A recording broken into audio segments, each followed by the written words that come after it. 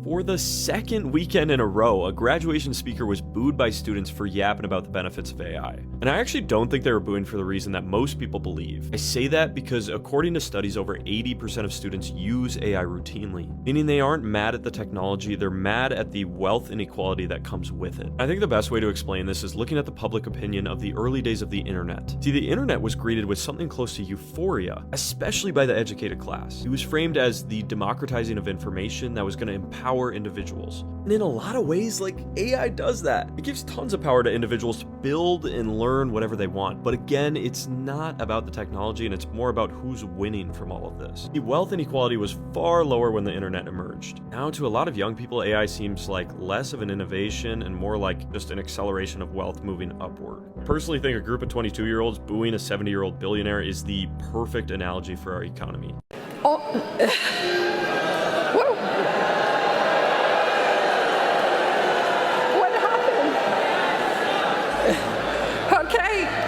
I struck a chord. This is the moment a real estate executive was booed at a University of Central Florida commencement because she said this. The rise of artificial intelligence is the next industrial revolution.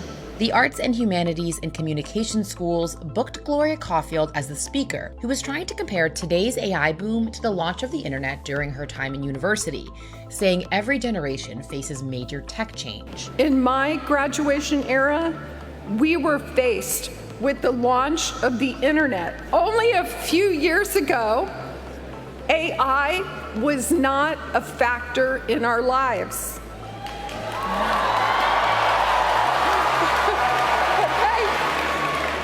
Okay, we've got a bipolar topic here, I see. But the speech sparked backlash online, with people calling it tone deaf, as graduates prepare to enter industries already being shaped by AI. CNN has reached out to Caulfield for comment, but has not immediately heard back. The level of tone deaf that this speech was at an arts and humanities graduation. If you missed it, this woman, Gloria Caulfield, stated at a commencement speech for a graduation at the University of Central Florida, stating that AI is the next industrial revolution. And she stood there being like, huh? Why boo? You just said to a class of graduates, AI is the future and it's going to take away your jobs. So good job on getting a degree, I guess. It's really giving the same energy of this Hacks episode. AI is here and it's here to stay. See, this is a big part of why I hate it, this forced inevitability. You could easily stop it if people could say that they didn't want it, but you didn't give people a choice. Yeah, bing bong, that's what the graduates are saying. How are you going to preach AI to the next generation who never fucking asked for it?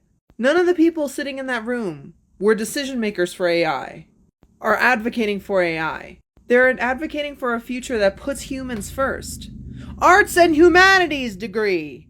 AI is the least human thing you could possibly have created.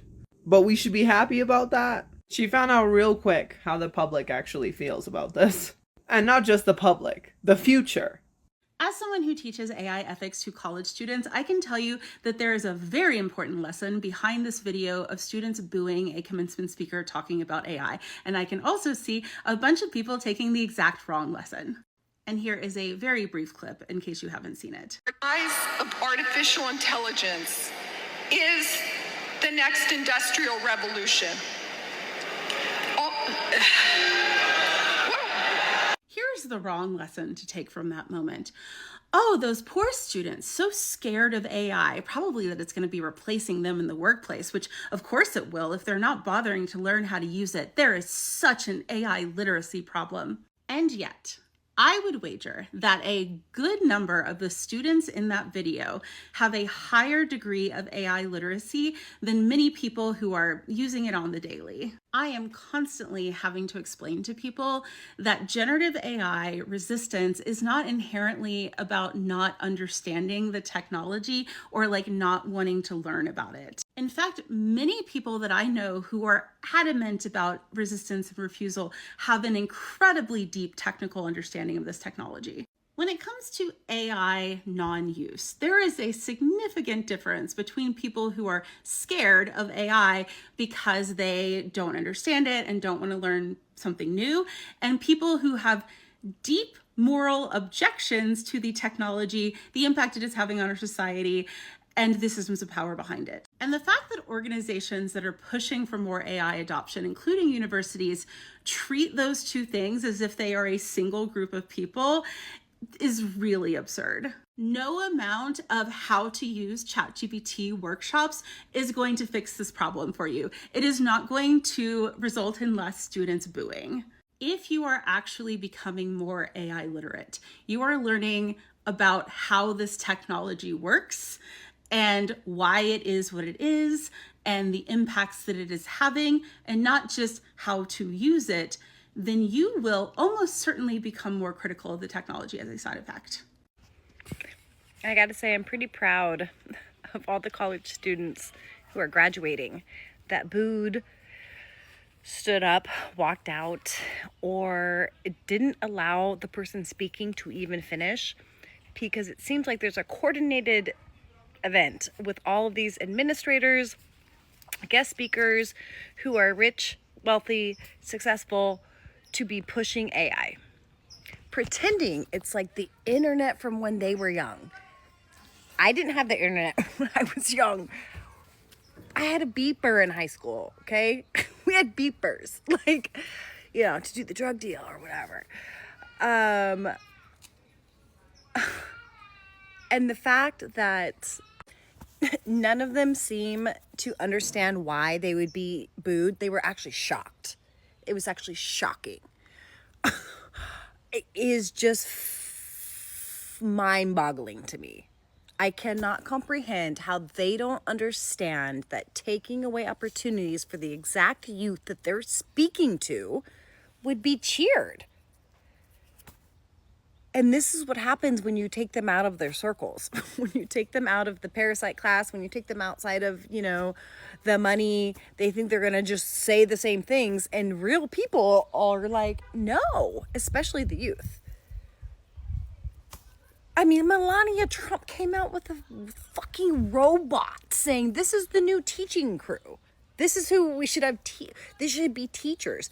This was real. I'm a teacher. I showed my students and they were shocked and appalled.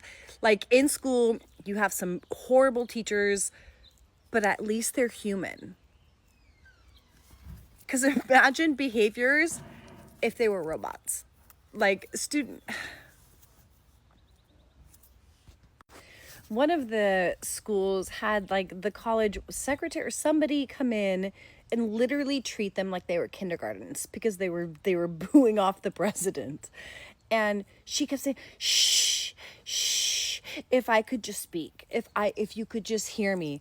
You know what? No, we're not going to fucking hear you. And good for them for having him not continue. Because no, don't treat them like they're kindergartners. They're young adults entering the world that as adults, we are already here. And I can't imagine treating them, these college kids, like their experience is so crazy. And I hope that we support them. I hope that as adults, we continue to fight against all of this, because government overreach is real. Data centers are real. AI is real. And somebody said in a video that I made, like, stop manifesting. The truth is happening. Like, this isn't something I'm manifesting. This is happening right now. I don't understand how to communicate to people much more than it is happening now. And we need to be small government. We need to be active in our local governments and just stand up for the youth, because they stood up at their own graduation and missed out on walking across that stage, which is a big deal. The question is not whether AI will shape the world. It will. The question is whether you will help shape artificial intelligence. We do not know We do not know the precise contours of what this transformation will look like. The rise of artificial intelligence is the next industrial revolution. Whoa.